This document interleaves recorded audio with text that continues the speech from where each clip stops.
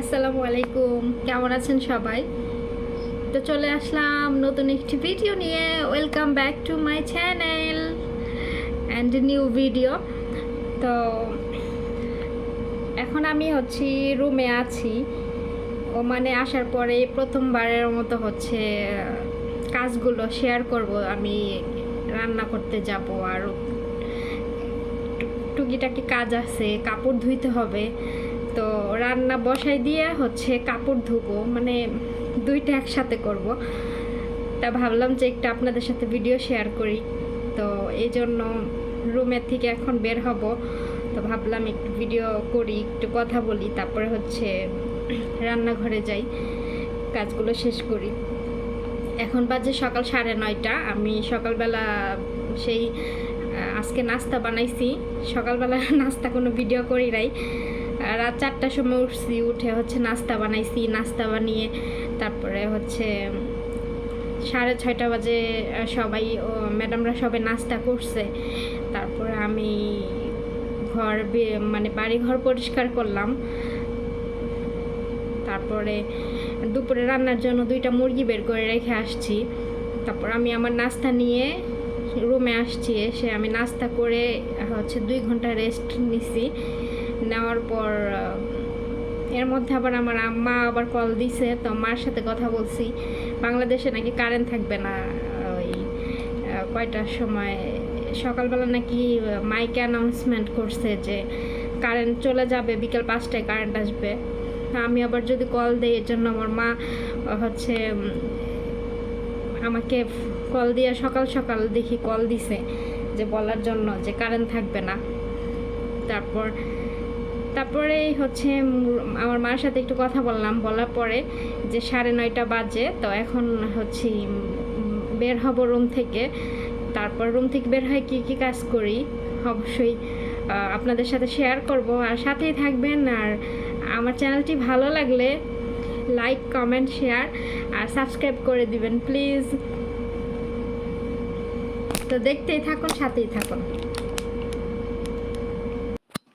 Room থেকে বের হয়ে আমি সরাসরি রান্নাঘরে চলে আসলাম। রান্নাঘরে যে আমি সকালবেলা যে 2টা মুরগি বের করে রাখছি পানিতে, তো এই পানিটা ফালাই দিয়ে এখন মুরগিগুলো কাটবো।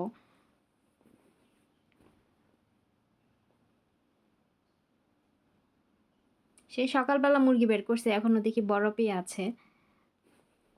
আর একটু পানিতে ভিজায় রাখবো। আর এইদিকে আমি বাইরের কাপড় ধোয়ার মেশিনের ওয়াশিং মেশিনের যে সুইচটা, ওইটা রান্নাঘরে দেওয়া। তো সুইচটা অন করে দিলাম, কারণ ওইদিকে কাপড়ও দিব মেশিনে, রান্না করব, ইভেন কাপড় ধুবো, দুইটা একসাথেই করব। তো এখানে যে মুরগি আমি এখন করতেছি, 2টা মুরগি আজকে রান্না করব। আজকে ওমানিদের পছন্দের খাবার সালোনা রান্না করব। সেটা সব রকমের সবজি দিয়ে রান্না করব সালোনা। তো আপনারা অবশ্যই দেখতে থাকুন আমি কিভাবে সালোনা রান্না করি। তো এখানে আমি ভাত রান্না করব, ভাতের জন্য পানি দিয়ে রাখছি। আর এই দিকে আমি পানি দিয়ে সব রকমের মশলা দিয়ে আমি চুলায় গরম পানি বসায় রাখছি। তো মুরগিটা কেটে ওইখানে দিব। তো এই যে আমার ভাতের পানিটা গরম হয়ে গেছে, আমি এখন চালগুলা ঢেলে দিলাম। আমি নিচের চুলায় দিয়েছি, কারণ এই চুলাটা অনেক আগুন বেশি জ্বলে, এই জন্য। আর ভাত কম জালে রান্না করলে ভাত কেমন যেন নরম নরম হয়ে যায়। তো আমি সবসময় ভাত বেশি জালে রান্না করি, যাতে ভাতটা একদম ঝরঝরে থাকে। আমার নরম ভাত খাইতে ভাল লাগে না। তো এইদিকে আমি একসাথে 3টা কাজ করতেছি। ওইদিকে মুরগির মাংসর যে পানিটা, মশলা দিয়ে পানিটা দিছি, এটা সিদ্ধ করার জন্য মুরগি দিব। তো মুরগির মাংসগুলো আমি কাটছি, কেটে তারপরে ভালো করে ধুয়ে এখন এই যে দিয়ে দিতেছি। এভাবে সিদ্ধ করব। সিদ্ধ করার পরে এটাকে আবার তেলে ভাজতে হবে।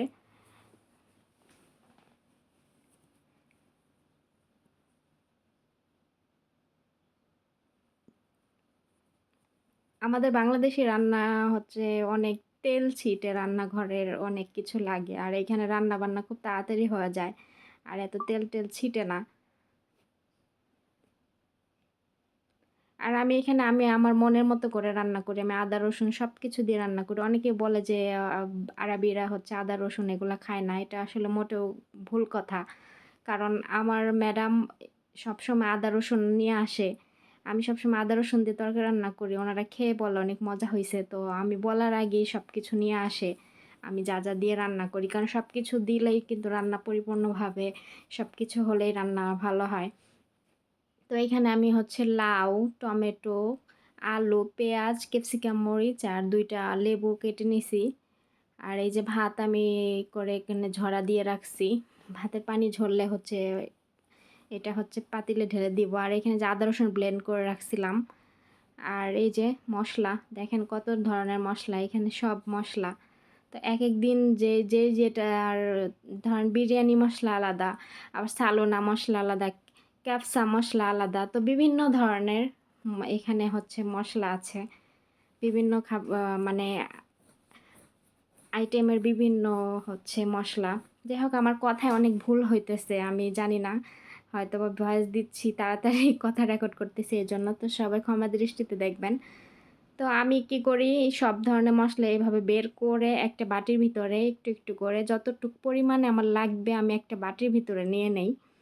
তাহলে আমার রান্না করতে সুবিধা হয়। আমি এভাবে সবকিছু গুছিয়ে নেই। আর এই যে আমার মুরগির মাংসটা সিদ্ধ হয়ে গেছে, এটাকে আমি এখন তেলের মধ্যে হচ্ছে ভাজবো লাল করে। আর এই যে মুরগির মাংসের যে পানিটা আছে, পানিটাও আমি কিন্তু ফালাই দেইনি। এটা ঢেলে রাখছি। এটা দিয়ে হচ্ছে মূলত সালোনার যে আ তরকারি সেটা পানিটা আমি এই মুরগির মাংসের সিদ্ধ করা মাংসের পানিটা দিব। আর এই যে আমি হচ্ছে তেলে ওই চুলায় হচ্ছে আমি মুরগির মাংস ভাজতেছি। আর এইদিকে পেঁয়াজ, কাঁচামরিচ এগুলো সব আমি হচ্ছে তারপরে টমেটো উম টমেটো সস এগুলো সব দিয়ে ভাজতেছি। তারপরে এই যে মসলা আর ২ টা দেখতেছেন এটা হচ্ছে শুকনা লেবু। লেবু শুকাইয়া করে। এটার নাম জানি কি? এর নামটা আমার মনে নাই এখন। যাই হোক পরে হয়তোবা মনে পড়লে বলব।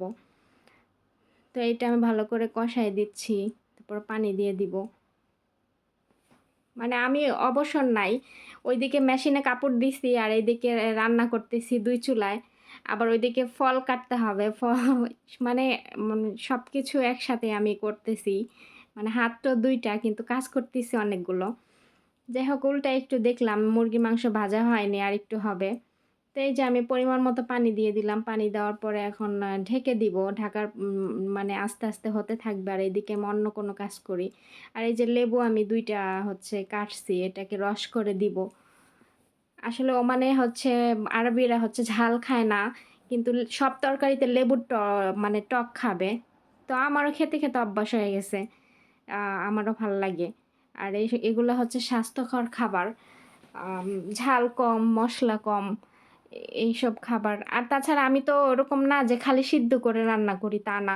আমি আদা, রসুন, জিরার গুঁড়া সবকিছু দিয়ে আমি রান্না করি। আর এই যে আমার ম্যাডাম কত সবজি কিনে রাখছে আমি আসার আগে। কারণ আমার হাতের এই এখানে আমি হচ্ছে অ অনেক কয়েক ১-৪ রকমের ফল বের করছি। আম, তারপর পাকা পেঁপে আর এখানে এই ফলগুলো সব আমি কাটবো। কারণ বিকাল ৪টার দিকে হচ্ছে ম্যাডামরা সবাই ফল খায়। দুপুরে লাঞ্চ করে ঘুমায় ২ ঘন্টা। ঘুম থেকে উঠে তারপরে ফল খায়। এটা হচ্ছে প্রতিদিনই তাদের রুটিন। বিকাল ৪টা বাজে তারা ফল খাবে। তো এদিকে আমি আবার একটু তরকারিটা লাড়া দিতেছিলাম। তো আলু তারপরে হচ্ছে লাউ এগুলো সিদ্ধ হয়ে গেছে। তো ভাজা মুরগির গুলো আমি হচ্ছে এখানে ঢেলে দিলাম। তো এভাবে আমি কিছুক্ষণ কষাবো। কষানোর পরে হচ্ছে আমি পানি দিব। আর মুরগিটা ভাজার পর সিদ্ধ করে যখন মুরগিটা ভাজি তখন একটু শক্ত হয়ে যায়। আবার যখন যে তরকারির মধ্যে দেই তখন কিছুক্ষণ কষালে আবার নরম হয়ে যায়। আর ওরা হচ্ছে সবসময় শক্ত জিনিস খাইতে পারে না। ওরা হচ্ছে নরম জিনিস খায়, যে আঙ্গুল দিয়ে এরকম করে দিলে যাতে নরমে ভেঙে যায় এরকম জিনিস ওরা খায়। শক্ত জিনিস খায় না। তো আমরা হচ্ছে বাংলাদেশিরা হচ্ছে মাংসটা একটু শক্ত থাকলেই আমাদের কাছে ভালো লাগে চাবায় খাইতে। কিন্তু ওরা ওইটা খায় না। ওরা একদম নরমটা খাইতে পছন্দ করে। তারপরে আমি হচ্ছে এখানে যে আম, মিশমিশ এগুলো সব কিছু ধুয়ে পেঁপে এগুলো কেটে নিছি। তো এগুলো হচ্ছে ওদের জন্য। আর আমারটা হচ্ছে এই যে এই ছোটো প্লেটে এটা আমারটা আমি আলাদা রেখে নেই আর ওদেরটা ওদের মতো রেখে দেই। তো তো আবার তরকারি দেখতেছিলাম, পানি দিছি, পানি হচ্ছে হয়ে গেছে, এখন একটু লাড়াচাড়া দিব, তারপরে একটু পরে একটু একটু জিরার গুঁড়া দিয়ে তারপরে নামাই ফেলবো। সালোনা বলতে সালোনা হচ্ছে ঝোলটাই ওরা বেশি খায়, ভাতের সাথে সালোনার ঝোল দিয়ে একদম বেশি করে ওরা খায়। এই খায় সালোনাটা, বাচ্চা সহ আমার ম্যাডামরা অনেক পছন্দ করে এই খাবারটা, আর আমার হাতে সালোনা তারা অনেক পছন্দ করে। আমি যখন দেশে গেছিলাম তখন এই যে দেখেন ফাইনাল লুক আমার সালোনা তরকারি।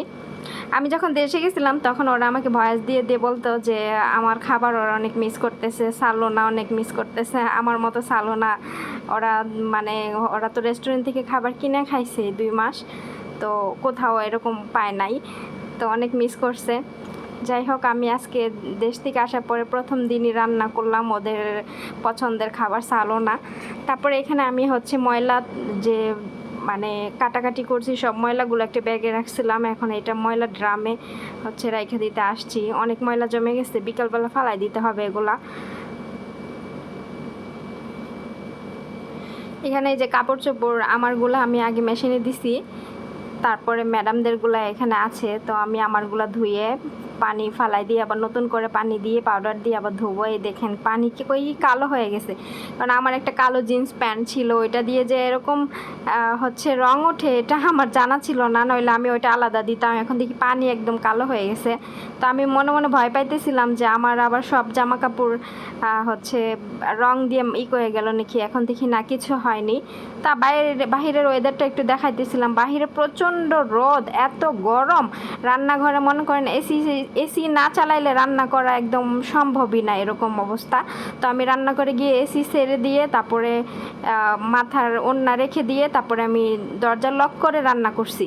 আর আমি যখন রান্না করি ওরা কেউ তখন আসেও না, ওরা সবসময় রুমের ভিতরেই থাকে দরজা লক করে। আর এখানে আমি আসলাম, এই রুমে হচ্ছে আমি আয়রন করি। তো